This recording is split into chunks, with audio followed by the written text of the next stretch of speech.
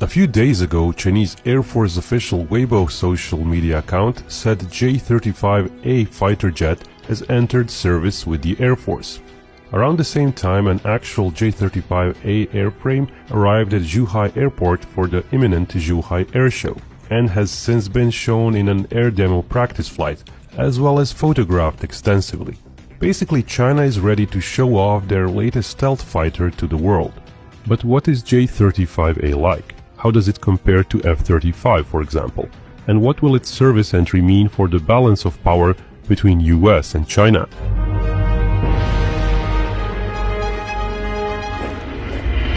J-35A is a mid-sized fifth-generation fighter jet. It's based on the naval J-35, which is yet to enter service, and both are based on the FC-31 project, a design originally planned for export a decade ago. So previously announced dimensions are likely similar for J-35 as well. All in all, it's basically the Chinese equivalent of the US F-35, a smaller, cheaper plane to accompany more expensive planes into the fight. Unlike the F-35's single powerful engine, it has two smaller engines. Otherwise, it's roughly in the same size and weight class, less chunkier than the F-35 and a bit longer, probably carrying a bit less fuel. It's designed for somewhat greater top speed and can probably enjoy better supersonic acceleration due to its slim profile. But the same slim profile and its large weapon base means there is not as much space for fuel left, so the range is shorter compared to the F-35.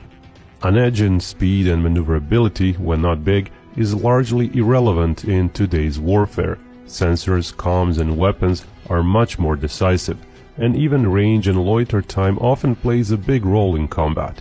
The US needs more range, because many of its combat planes would be fairly far away from Taiwan, let alone the Chinese mainland in any possible war with China. While China designed its plane to carry less fuel because it doesn't need as much range to fight the US over or close to Taiwan. But that also means J-35 might not have the range to threaten US bases in Japan or the southern Philippine Islands. Of course, almost nothing is known about J-35 sensors, but its nose is approximately the same size as F-35's, thus leading to a radar array of similar dimensions. Its power plant is just a little bit less powerful, thus potentially providing just a little less power to the radar. Overall technology level of the radar may not be that much in F-35's favor.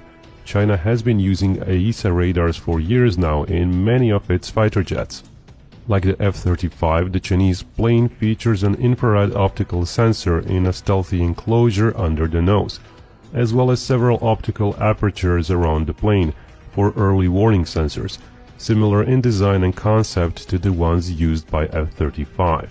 The biggest difference really comes from the fact that the F-35 has a single large engine which is positioned fairly close to the center of the mass of the plane, possibly due to the commonality with the F-35B vertical landing variant. The bomb base on the F-35 thus had to go around the engine and its large inlet.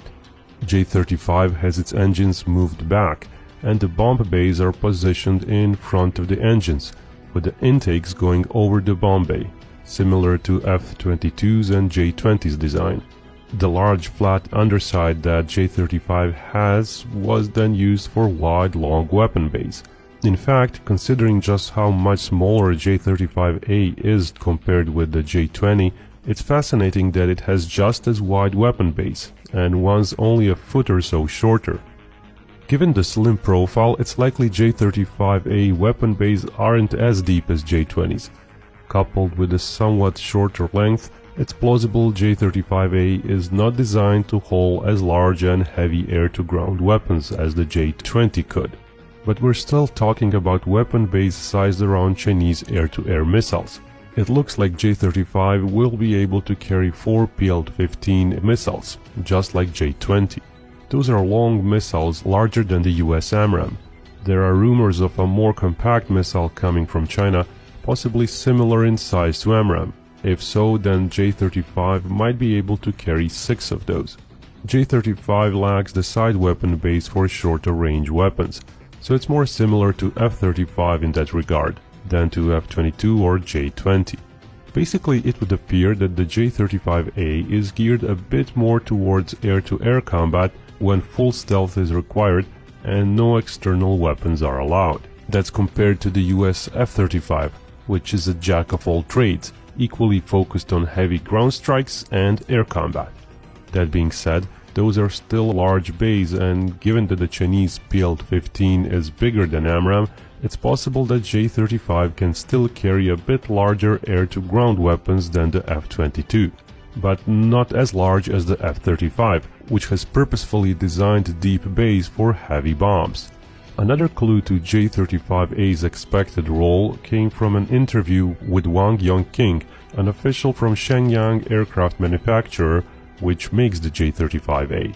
He compared the J-35A to a point guard player in basketball, adding that it must have a strong ability to score and clearly see the situation on the court.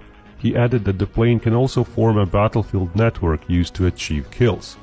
Basically, that might mean the Chinese Air Force will use the J-35A as a support plane to the J-20 in those missions where J-20s are available. J-35As might be positioned a bit to the back, providing support to forward J-20s that would be a bit closer to the threat area. Of course, we are talking about maybe a few tens of miles of difference, given the expected combat range of missiles. J-35s would still be expected to shoot missiles from the back. In situations where J-20s are not available, J-35As would likely take point and go forward, supported by non-stealthy planes. Does that suggest the J-35A is less stealthy than the J-20? Not really. In another interview with the Shenyang official, it was disclosed that stealth requirements for J-35A were greater than for J-20 back in the day. That doesn't mean much without context, of course. J-20 was first delivered to the Air Force little over 7 years ago. That could be enough time to come up with somewhat better radar-absorbing materials and coating procedures. It doesn't mean anything in regard to the F-35, which may still be superior in stealth. But Chinese workmanship has been getting better and better quickly, and J-35s with their smooth surfaces and relative lack of protrusions may be approaching stealth levels that the US Air Force did not think China would approach so quickly. But what does all that mean for the US and its potential war with China? Right now, in the short term, it doesn't mean much. The first few initial J-35As may have been handed over to China's Air Force, but the plane still needs a couple of years to actually declare initial operational capability. At least 2 years are needed for training, tactics development and production of enough planes to form the first frontline squadron.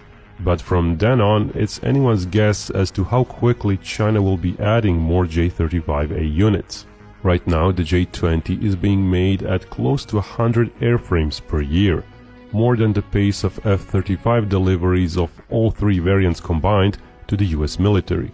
When J-35 production is added, who knows where that balance will be. J-35A is the Air Force variant. J-35 without the A is the naval variant meant for carrier operations. As far as it's known, it has not yet reached Naval Aviation Service, even though its development started earlier and spurred the entire project. Given the needs of Chinese naval aviation, it's not likely the naval variant will be made in large numbers annually. But even if total J-35 production reaches just half of that of J-20, basically taking over the current flanker production on one-to-one basis, China might be making close to 150 stealthy fighter jets per year. When might the US procurement match that is hard to say. Also, it seems plausible that the very reason J-35A was even pursued is because it's cheap enough to make sense, acting beside the big J-20. And if it does end up relatively cheap to buy and cheap to operate compared to J-20, who's to say that it won't be made in similar numbers per year as the J-20?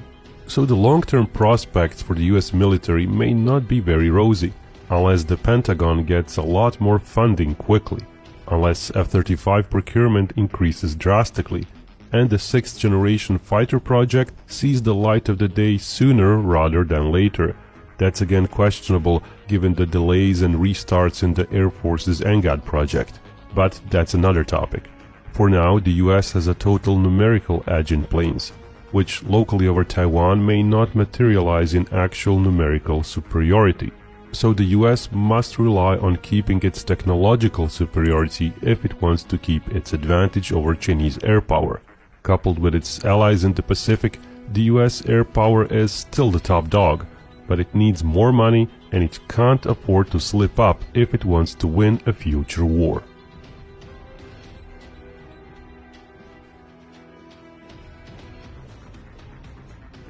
And remember, Binkov may talk about war, but only real peace can bring us all together.